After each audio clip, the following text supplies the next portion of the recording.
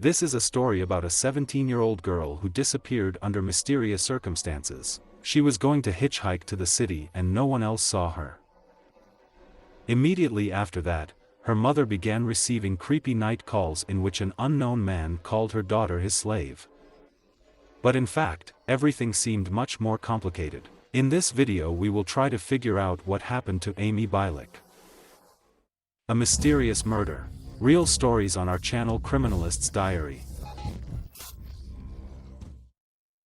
Amy Bilig was born on the 9th of January, 1957 year in a suburb of Miami called as she is from Grove. This place well reflects the flavor of the southern state. The bright sun, palm trees, and the endless ocean create the impression of a happy and carefree life. Enjoying these landscapes, you involuntarily forget that danger can lurk around every corner. On March 5, 1974, 17-year-old Amy came home from school to have a snack. After that, she planned to go for a walk with friends. The girl called her father and asked him for some pocket money. After lunch, she went to her father's office. To get to his office, Amy was going to hitchhike. This decision proved fatal. She never got to her father's work, and no one has seen her since. After a while, the parents began to worry that something bad could happen to their daughter. Not waiting for her to return home, they turned to the police. They immediately began searching for the girl, combing the route by which she was supposed to get to her father's work. However, no evidence could be found that could shed light on her disappearance. A few days after the disappearance, 16-year-old brothers Charles and Larry Glasser turned to the girl's parents. They claimed to have kidnapped Amy and demanded $30,000 as a ransom. The police quickly joined the case, arrested the brothers and found out that the young criminals were just trying to cash in on someone else's grief. They had nothing to do with Amy's disappearance, but they were put on trial for extortion. Shortly after Amy disappeared, her mother, Susan, received an alarm call. A man informed a woman that her daughter was now his slave. Of course, the police tried to trace the call, but it was simply impossible. The man used street payphones. Despite this, the story of the mysterious calls will still get its continuation. But about everything in order. Meanwhile, a camera belonging to Emma was found near the Florida highway. Most of the photos were heavily illuminated, and those that survived did not help in any way in the search for the girl. While the police were looking for clues, Amy's mother could not sit idle and began her own investigation. 12 days after the disappearance of her daughter, she received a clue. She was informed that Amy could have been abducted by members of a biker gang called ZE Outlaws. These people were engaged in driving around the country and conducted various illegal activities. The mother found out that some members of this gang actually drove through Cocoonut Grove on the day of Amy's disappearance. It is worth remembering that the girl planned to hitch a ride on the highway, along which bikers could easily move. Susan turned for help to her friend, who at one time represented the interests of the gang in the courts. He managed to arrange a meeting with two out-of-love participants. Both of them stated that they did not know anything about Amy's abduction. But they added one terrible detail. They admitted that in the past, some gang members kidnapped a young girl and sold her into slavery. Bikers added that such a terrible practice is not uncommon in their criminal circles. The abducted girls can be exchanged for a new bike, someone else's credit card and other things. The bikers who met with Susan promised to make inquiries among other gang members, but they could no longer be contacted. Either they were worried that further dissemination of sensitive information about the gang's activities would threaten them with serious problems, or these problems overtook them immediately after meeting with the mother of the abducted girl. Later, Susan contacted a woman who had been held captive by bikers for 5 years. She was abducted at the age of 12, and only managed to escape at 17. During this conversation, Susan was once again convinced that gang members could really be involved in the disappearance of her daughter, but it did not give her any clues. 3 months have passed since Amy's disappearance, and all this time her mother has not stopped searching. She managed to find out that the outlaws' gang members are now in the city of Orlando, 250 kilometers from how she is from the Grove. Without further thought, she went there, starting to ask dozens of people who might know something. One day she got a serious lead. The seller of a small convenience store looked at Amy's photo and said that he saw her accompanied by at least 2 bikers. He added that the girl bought only vegetarian vegetable soup, and for Susan this information was crucial. Amy was a vegetarian, and the seller's words convinced the mother that her daughter was alive. Alas, this information did not help to get on the trail of the girl, and the search slowed down again. From that moment, a long year and a half passed before Susan received new information about the possible fate of her daughter. On January 9, 1976, she was contacted by a biker named Dave after he saw Amy's photo in the newspaper. He claimed that the girl had belonged to him for a while and agreed to meet Susan at his house. The man was visibly nervous, but still told her some details. According to him, he bought Amy from another biker, and for a while she lived with him, after which Dave sold her to another. It's hard to believe that we're talking about a living person right now, but that's exactly the story Dave was telling. As proof of his words, he told about the scar on Amy's body, which Susan did not mention publicly. Dave added that the girl was very quiet. The biker said he could guess who Amy was with now, and promised Susan to try to contact this person.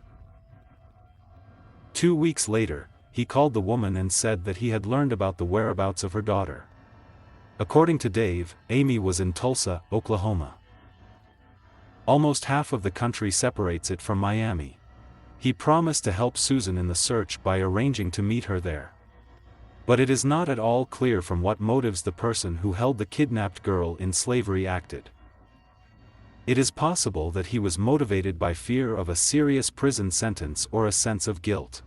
Dave and Susan met in Tulsa, heading to one of the local bars. According to the bikers, Amy was supposed to be brought there. Alas, this never happened. While waiting, a fight broke out, during which Dave was injured. Other bikers took Susan out of the room and put her in a taxi. She hasn't seen Dave since. However, the man later contacted her lawyer and said that Amy could be in Seattle. In 1977, Susan suffered a heart attack, but a few months later she went to Seattle in search of her daughter. There she went to local tattoo parlors, motorcycle shops, and a bar. Several people recognized Amy's photo and reported seeing her. They also described the girl as very quiet and shy, which coincided with Dave's words. Alas, all this once again did not bring the mother closer to success. Almost 2 years later, in the winter of 1979, Susan received a call from an unknown man. He stated that Amy is now at a truck stop near the city of Reno, Nevada. The caller added that the girl was in desperate need of help. Susan immediately relayed this information to the FBI, but they found no trace of Amy. Despite this, they found out that a certain biker gang really did not stay at that place for long, but was the kidnapped girl with them? Unknown. Since then, even the rare clues have come to naught. Any attempts by Susan to find her daughter did not lead to any result. This continued until 1992, when the woman contacted 2 private detectives. They reported that they came across a certain man who offered them to buy a quiet and silent girl. He didn't show any photos, and later disappeared, again leaving Susan without any serious leads. In the same year, Amy's father died of cancer. In December 1997, the former Outlaws gang member Paul Branch, while near death, allegedly confessed to Amy's murder. According to his story, he and other gang members kidnapped a girl and a few hours later she was dead. This story seems doubtful, if only for the reason that no one has heard it except Paul's wife. Susan believes that the woman invented this story for the sake of money and publicity. But let's go back 2 years ago. Remember that call Susan got right after Amy disappeared? The man said that the girl is with him and is his slave. Such calls continued regularly for 20 years.